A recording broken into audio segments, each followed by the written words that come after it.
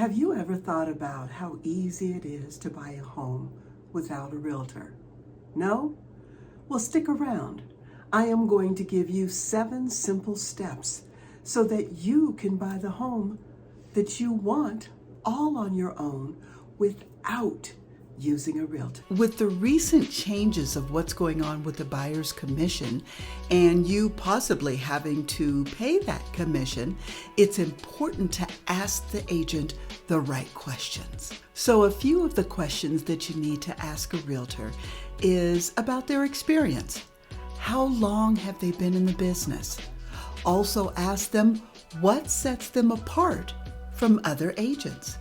You need to make sure that you have a good agent working for you. Next question you can ask them is about their communication style. Are they going to communicate with you on a regular basis about your home search and what your needs are and what you need to do in the process? The most important question that you need to ask now is, what is the realtor's commission policy?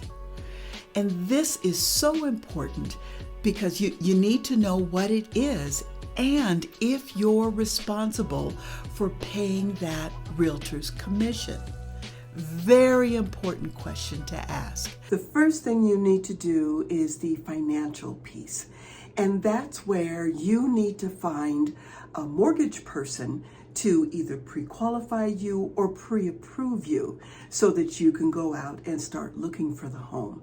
When you get pre-approved, that mortgage person or banker, they'll be able to let you know about your credit situation and whether or not you have anything that you need to clean up or any bills that you need to pay off.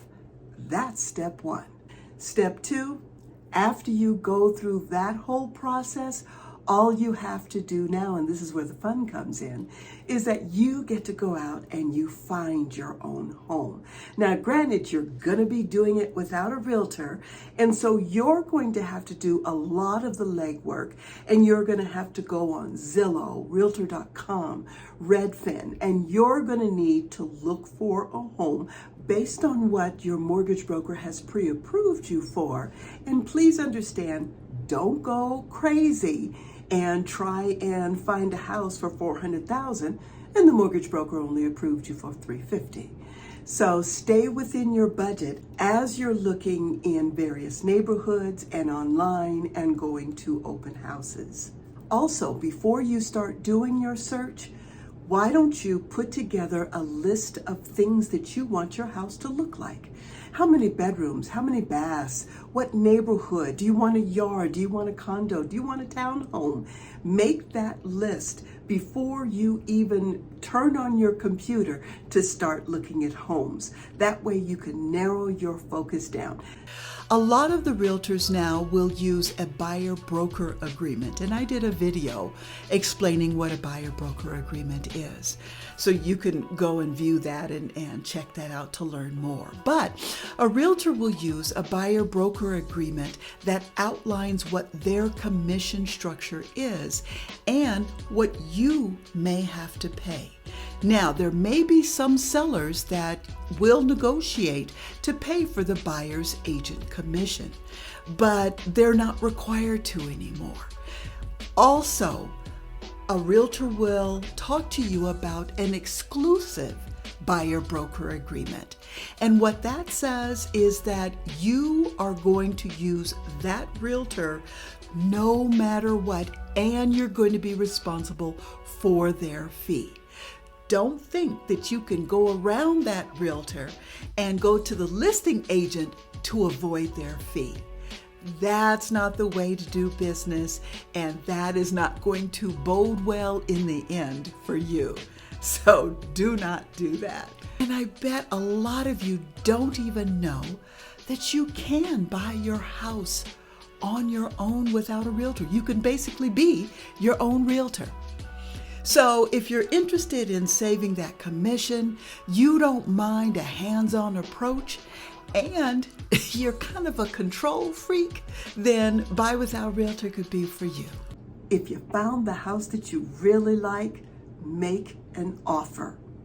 On our website, we have got offer letters that are not your standard offer letters, But since you're representing yourself, it is a way to present it to the seller as well as the listing agent as far as your intent in order to buy this home.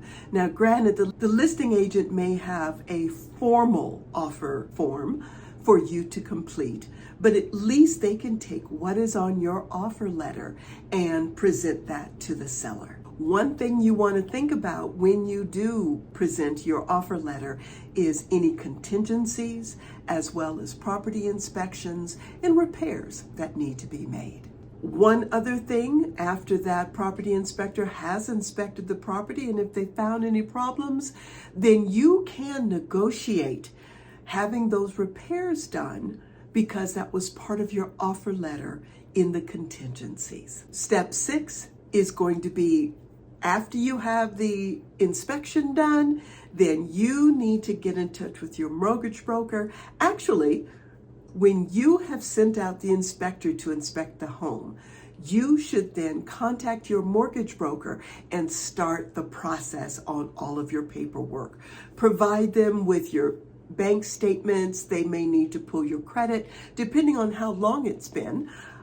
They may need to verify your employment, make sure that you haven't gone out and run up any debt, and that your credit is still good. So you need to start that process with your mortgage broker, and they also need to see your offer letter and what was accepted by the seller so that they can figure out what your closing costs are going to be. After you have scheduled the property inspection and everything looks good, contact the mortgage person and they have you approved with a lender. You know what your payment is going to be, what the interest rate is going to be, how much your closing costs will be.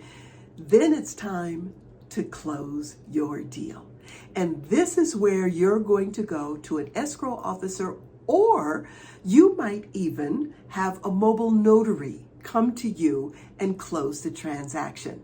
I know, because I was a mobile notary and that's what I did. So at the closing, this is where you will sign all of your paperwork and possibly even get the keys to your property. Now, if a mobile notary were to close your loan, you wouldn't necessarily have the keys and you would need to go and pick them up at an escrow office. We offer the tools and support you need to navigate this whole journey on your own. And we take the fear out of this whole home buying process by offering you a step-by-step approach so that you're feeling confident in the entire process. And sometimes you just need someone to just talk to. You want to make sure that you're on the right track and that you're doing the right thing in the right order and that you're getting the proper information to the proper people. And that's what we do. We can hold your hand through this entire process and assist you in any way possible. And sometimes you just need that. You just need another person who's going to tell you the truth. So, it's really up to you if you want to hire a realtor or if you want to do it yourself and be your own realtor. Either way, it's got to work for your situation, and only you can decide that. Just know that there is a resource available for you to help you through this whole process. And at Buy Without Realtor, we really are an innovative company, because I don't know of too many other companies out there that's offering this with no ulterior motive. I am not a real estate agent, nor am I a broker's agent. I am here for you and you alone to assist you with whatever you need through this entire process.